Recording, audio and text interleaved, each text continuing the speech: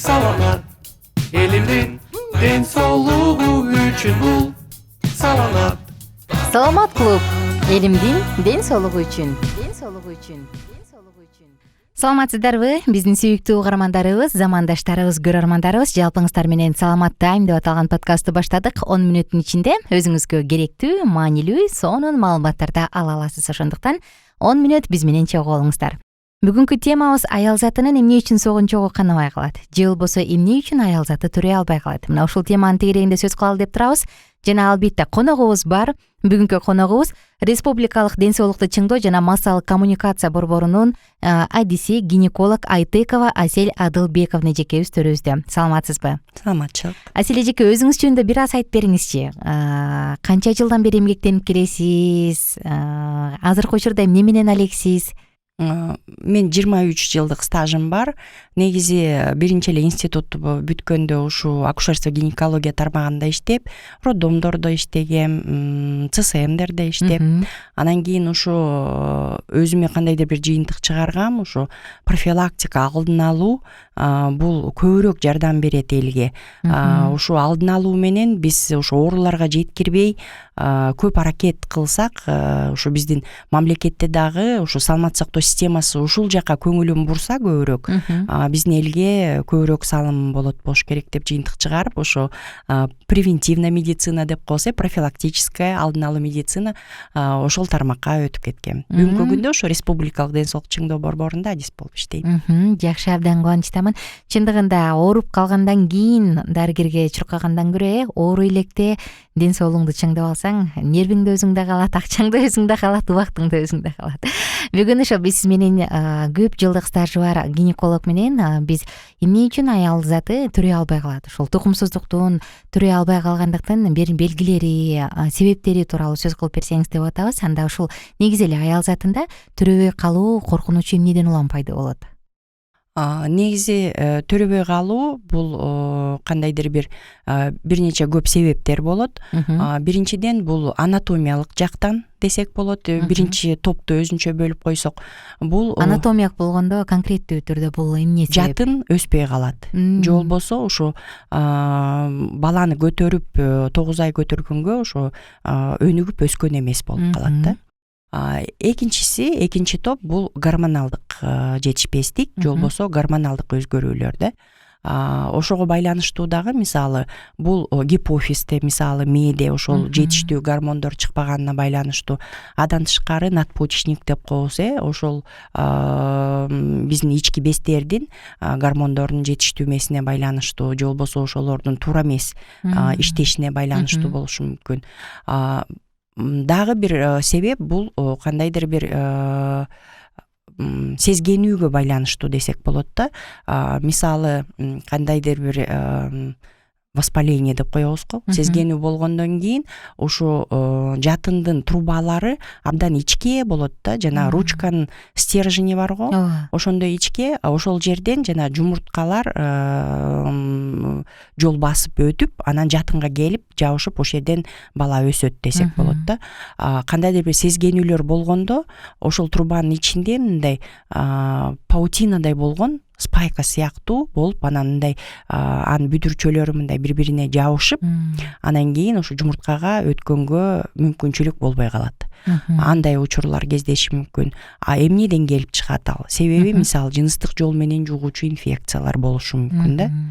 Демек, ошону эстен чыгарбаш керек.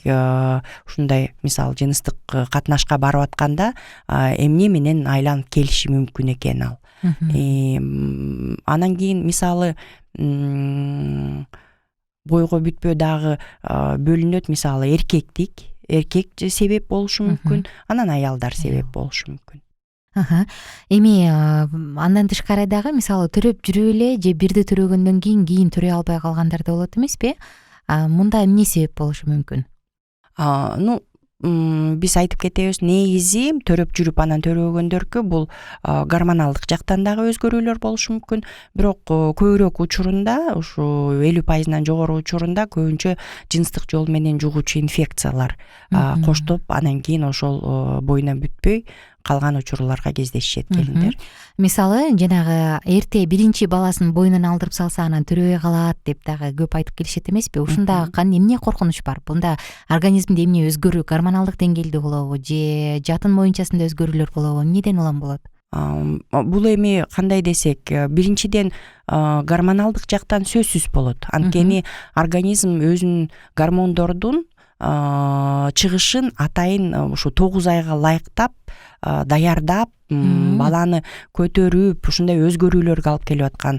Жалаң эле жатын эмес, мына эмчек безин дагы даярдап да 9 айдан кийин ошону өстүрүп баланы эне сүтү менен чоңойтконго бүт органдарды, ошол эле сөөктөрдүн өзгөрүүсү болот, бүт системалардын өзгөрүүсүнө алып келет. Мисалы бойдон алдырып салган учурда организмге стресс болот да. Ошон үчүн аны эстен чыгарбаш керекпиз.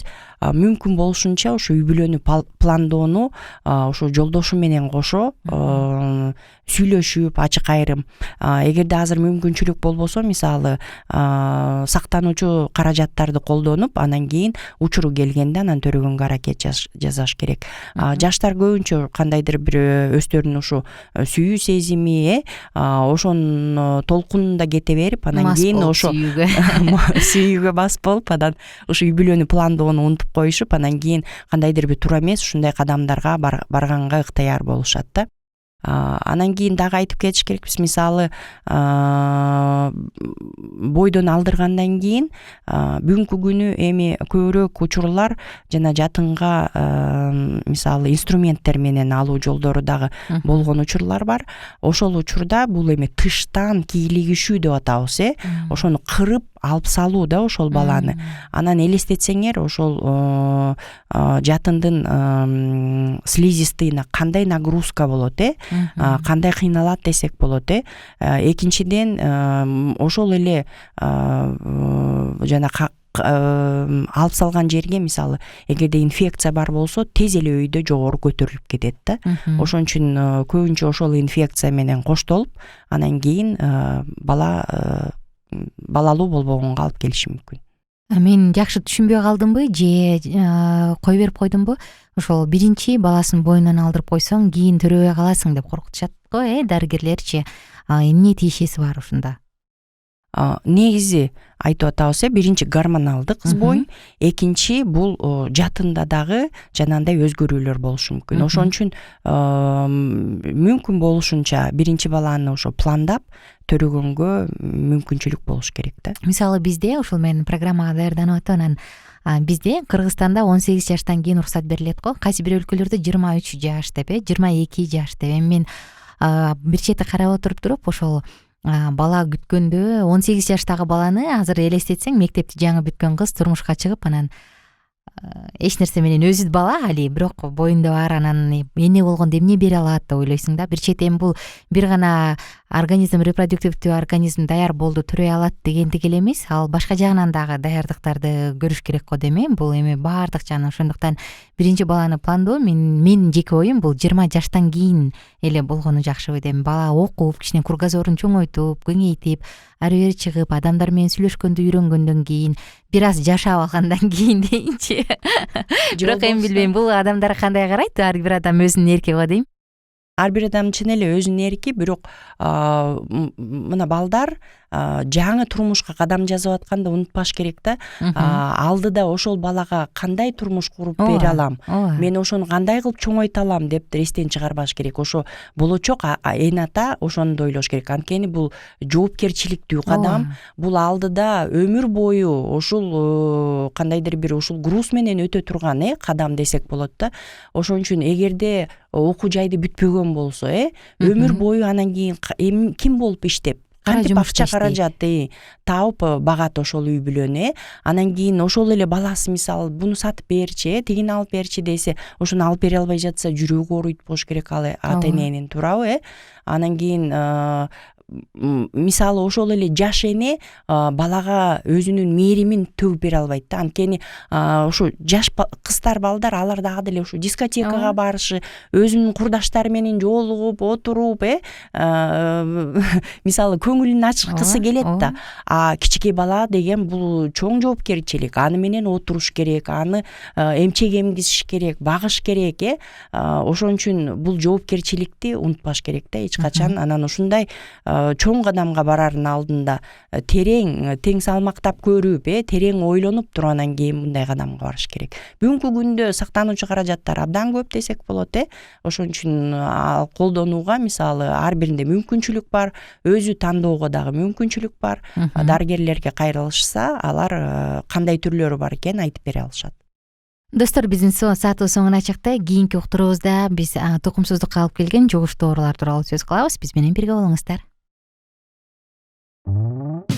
Бул саламат элимдин ден соолугу үчүн бул саламат.